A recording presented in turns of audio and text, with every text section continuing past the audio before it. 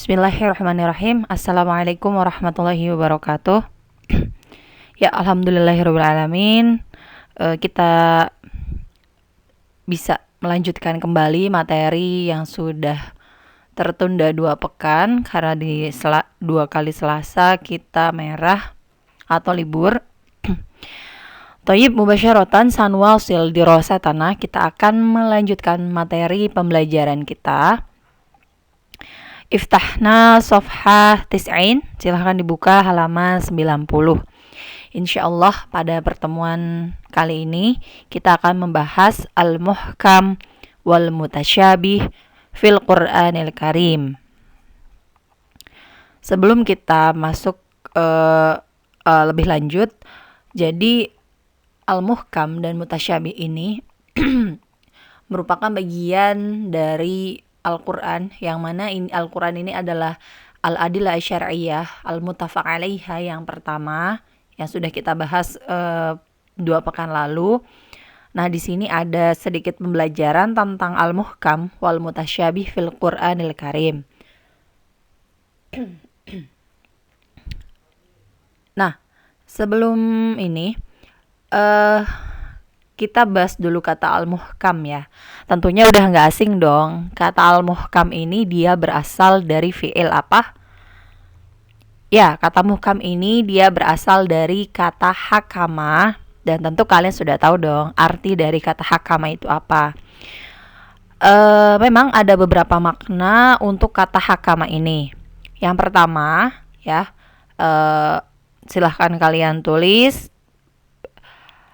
mana'a. Arti dari hakama itu adalah mana'a. Ini secara lugatannya, secara bahasa, yang artinya mana'a itu adalah melarang. Kemudian yang kedua, makna dari hakama itu bisa juga hakamah. Nah, hakamah ini maknanya adalah kekang atau kendali yang biasanya dipasang di leher binatang. Oleh karenanya orang Arab itu mengatakan hakam tu ad-dabah. Aku mengekang atau aku mengendalikan binatang itu, gitu ya. Nah, kemudian kata hakamah juga memiliki arti hikmah, yaitu suatu hikmah ya, kebijaksanaan. Kemudian selanjutnya kata hakamah, kalau secara bahasa itu artinya ya al-hukmu hakama, yang berarti memisahkan antara 2 hal. Baik, jadi sudah 4 ya. Tadi ada mana'ah, kemudian yang kedua ada hakamah, yang ketiga ada hikmah, kemudian yang keempatnya ada al-hukmu. Nah, yang kelima ini adalah yang dimaksud dari al-muhkam, yaitu ihkamul kalam, yang berarti ihkam itu artinya adalah itqon. Jadi maknanya adalah mengokohkannya, kokoh gitu, arti itqon itu kokoh. Sebagaimana ketika kalian ditanya hafalan untuk para hafiz, saya belum mutqin ustazah gitu. Nah, berarti artinya hafalannya belum kokoh benar gitu, belum kokoh banget.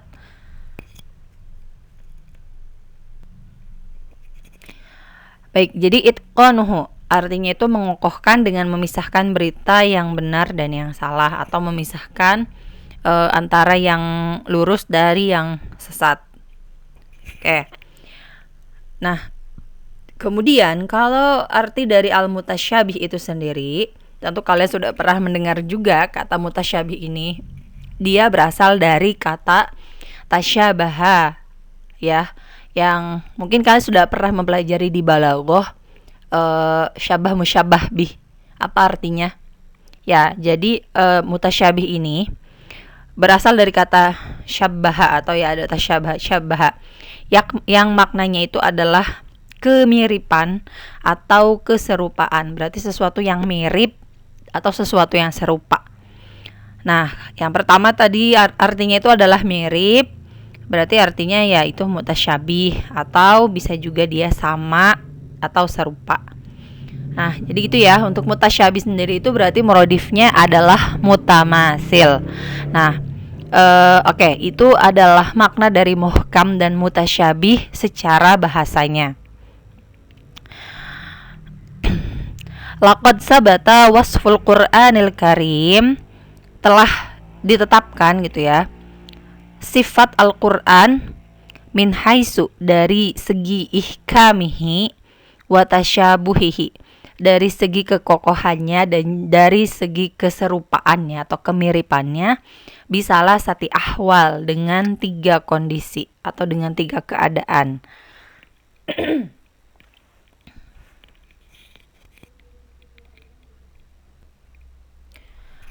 Oke, nah jadi Al-Quran ini sudah ada disifati atau udah ditetapkan sifat Al-Quran itu dari segi ihkamnya dan dari segi tasyabuhnya, dari segi kekokohan teksnya dan dari segi kemiripan teksnya dengan 3 kondisi. Yang pertama, al-halatul ula, wasful Qur'anil Karim bi annahu muhkamun kulluh.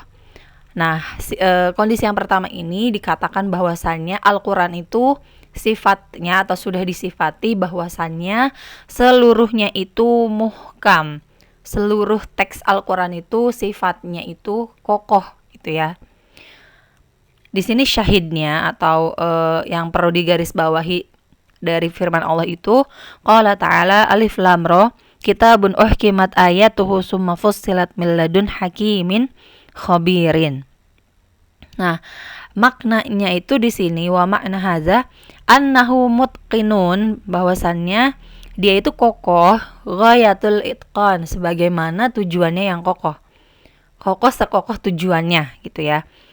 Fi ahkamihi, di dalam hukum-hukumnya, wa alfazihi, dan lafaz-lafaznya, wa ma'anihi, dan makna-maknanya. Fahuwa ghayatun fil fasahati wal i'jaz. Maka ini menjadi suatu tujuan di dalam fasahah, suatu kejelasan gitu ya. Arti fasih itu kan orang yang pandai berbicara gitu. Wal i'jaz, dan dalam hal i'jaz ini artinya pelemahan. Pelemahan di sini maksudnya itu karena Al-Qur'an ini teksnya sudah kokoh, jadi dia melemahkan orang-orang yang ingin menentangnya gitu. Itu al-halatul ula. Nah, kembali sama masih yang pertama ini ya. Alif lam ra kitabun uhkimat ayatuhu summa fussilat min ladun hakimin khabir. Jadi secara keseluruhannya Al-Qur'an ini bersifat muhkam.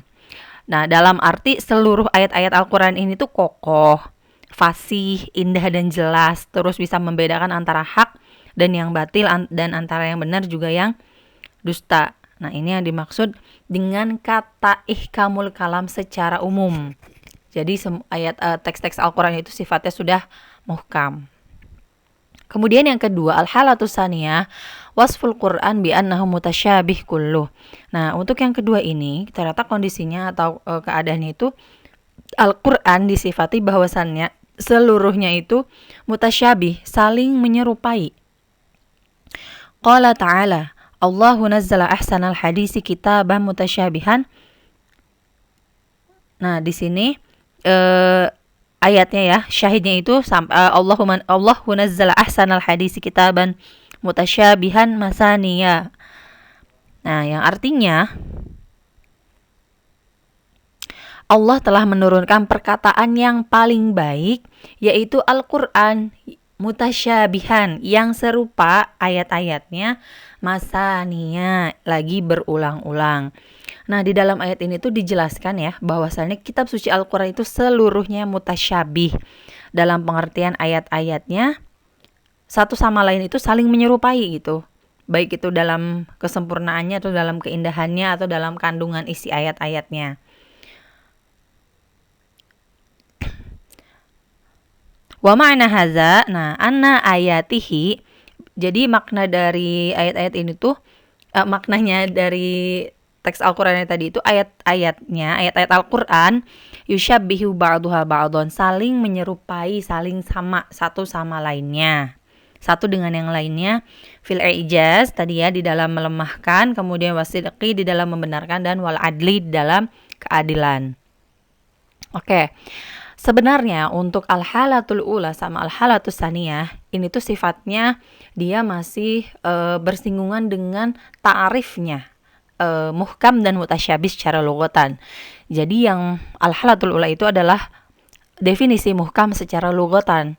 Kemudian untuk yang kedua itu adalah definisi mutasyabih secara lughatan. Nah, kita akan masuk ke al-halatus salisah, wasful Qur'an al-Karim bi anna minhu ma huwa muhkamun wa minhu ma huwa mutasyabih. Untuk yang ketiga ini, Al-Qur'an itu disifati bahwasannya ada dari beberapa atau sebagiannya itu muhkam ayat-ayatnya, dan sebagiannya lagi itu adalah mutasyabih gitu ya. Nah, untuk yang ketiga ini sebenarnya makna antara muhkam dan mutasyabih ini saling berlawanan, berbeda dengan kondisi yang pertama dan kedua. Mereka itu saling mendukung gitu, saling istilahnya? Ya saling menyokong satu sama lain. Tetapi untuk yang ketiga ini ternyata Al-Qur'an itu ada yang disifatinya muhkam dan juga sebagian yang lain itu juga disifati dengan mutasyabih, saling menyerupai satu sama lain. Jadi itu ya, tadi untuk yang al-hatul ula sama saniyah, yang pertama sama kedua itu, kalau secara bahasa, Al-Qur'an itu dikatakan punya dua sifat, yaitu muhkam, juga mutasyabih. Nah, selama tadi dalam pengertian bahasa. Sedangkan sekarang kalau sudah masuk ke dalam definisi pengertian atau definisi secara istilahnya, yang mana tadi untuk kondisi ketiga ini sebagian Al-Qur'an itu disifati muhkam dan sebagiannya lagi itu mutasyabih, maka di sini ayatnya qala ta'ala huwallazi anzala 'alaikal kitaba minhu ayatum muhkamatun hunna ummul kitab wa ukharu mutasyabihat. Di ayat ini syahidnya, dialah Allah yang menurunkan Al-Qur'an kepada kamu. Minhu, di antara isinya itu ayatun muhkamatun. Ada ayat-ayat yang muhkamat. Nah, berarti ayat-ayat yang sudah kokoh, yaitu hunna umul kitab, yaitu pokok-pokok isi Al-Qur'an. Wa ukharu mutasyabihatun, dan yang lain, ayat-ayat yang lain itu sifatnya adalah mutasyabihat, masih saling menyerupai satu sama lain. Nah, jelas sekali untuk di kondisi yang ketiga ini dan ayatnya itu yang menjadi syahid, Al-Qur'an itu di sini mempertentangkan, dalam arti definisinya itu jadi saling bertentangan makna muhkam dan mutasyabih di dalam ayat yang tadi ini. Maka keduanya itu dua hal yang saling berbeda gitu, antara muhkam dan mutasyabih. Nah, kemudian kalau untuk muhkam dan mutasyabih tersendiri secara istilahannya ya, artinya itu bisa diketahui dan tidak bisa diketahui. Dalam arti gini, jadi muhkam itu ayat-ayat yang dimaksud itu sudah bisa diketahui secara gamblang, baik pokoknya udah bisa langsung dipahami secara zahirnya, itu udah bisa langsung dipahami secara gamblang. Sedangkan kalau ayat mutasyabih itu ayat-ayat yang maksudnya itu hanya bisa atau hanya dapat diketahui atau dipahami sama Allah. Jadi muhkam itu karena saking sudah tadi artinya kokoh ya, jadi kita bisa langsung paham maknanya secara gamblang. Tapi kalau mutasyabih, makna ayatnya itu hanya Allah yang tahu. Nah, kemudian definisi lain dari muhkam mutasyabih secara istilahan itu, kalau muhkam itu hanya satu pengertian atau hanya satu pemahaman aja. Kalau mutasyabih itu dia mengandung beberapa pengertian. Jadi ayat-ayat muhkamat itu adalah ayat-ayat yang memiliki satu pengertian saja, tidak memiliki atau tidak mengandung banyak pengertian. Sedangkan kalau mutasyabih, ayat-ayatnya itu mengandung beberapa pengertian atau pemahaman sekaligus. Nah, kembali sama tadi ya, untuk definisi yang pertama, kalau ayat mutasyabih itu dia maknanya hanya diketahui oleh Allah. Contohnya itu seperti ayat-ayat yang tidak logis, yang bertentangan sama akal kita. Contohnya itu seperti yadullah fauqa aidihim. Nah, di situ kan arti dari yadullah fauqa aidihim, tangan Allah berada di atas tangan-tangan mereka. Nah, seolah-olah di sini menggambarkan Allah tuh punya tangan. Nah, oleh karena itu ayat yadullah faqo aidihim ini dikatakan salah satu contoh dari ayat mutasyabih. Ada juga ayat yang Allah itu tinggal di arsy-nya gitu, bersemayam di arsy-nya. Nah, arsy ini tuh maksudnya bersemayam seperti apa? Arsy-nya itu yang keberapa? Sehingga ayat-ayat tersebut atau contoh ayat mutasyabih itu tadi ya, definisinya itu hanya Allah yang tahu maknanya dan memang memiliki beberapa pengertian gitu. Oke, kemudian di sini wa kana thariqatus salaf ar-rasikhina fil ilmi, dan cara atau metode para ulama terdahulu, wa man jaa ba'dahum minal ulama, dan para ulama setelahnya, fit ta'amul, di dalam berinteraksi gitu ya, di dalam mengambil keputusan lah, istilah berinteraksi dengan muhkam ma'al muhkam wal mutasyabih. Jadi para ulama terdahulu dan para ulama sekarang ini atau yang setelahnya ya, ketika mereka itu ya tadi ya berinteraksi atau berhubungan dengan muhkam dan mutasyabih ini fil Qur'anil Karim, di dalam Al-Qur'an Al-Karim, annahum yaruddunal mutasyabih. Jadi para ulama yarudduna, mengembalikan ayat-ayat mutasyabih ilal muhkam, kepada ayat-ayat muhkam. Itu adalah ya pada intinya akhirnya mereka para ulama ini mengambil atau mengembalikan ayat-ayat mutasyabih kepada ayat yang muhkam. Oke. Itu terkait dengan muhkam mutasyabih fil Qur'anil. Nah, kemudian di sini silakan kalian buka buku kalian, sanuwasil ila safhah istan wa tis'in, ila wahid wa tis'in. Nah, di sini ada bayanul Qur'anil Karim lil ahkam, penjelasan Al-Qur'anil Karim terhadap hukum-hukum. Laqad takaffalal Qur'anul Karim. Jadi Al-Qur'anul Karim ini telah diberikan tanggungan atau diberi tanggung jawab, diberikan tanggungan bibayani jami'il ahkam, dengan menjelaskan seluruh hukum-hukum, wasti'abiha, dan hal-hal yang ada di dalamnya gitu ya. Fala yakhruj minha syai'un, maka enggak akan keluar sesuatu pun darinya. Nah, kama qala Allah Ta'ala, di sini ayatnya itu wa nazzala 'alaikal kitaba tibyanan likulli syai'in wa hudan wa rahmatan wa busyra lil muslimin. Jadi telah kami turunkan kepadamu Alkitab, Al-Qur'an, tibyanan, sebagai penjelas, likulli syai'in, untuk segala sesuatu, wahudan, sebagai petunjuk, dan juga warahmatan, sebagai rahmat, wa busyra lil muslimin, dan sebagai kabar gembira bagi kaum muslimin. Wa hadzal bayan, dan untuk penjelasan ini, waridun ala halatain, disebutkan atas dua kondisi. Al-halatul ula, al-bayanu biiqamati qa'idatin syar'iyyatin 'amatin.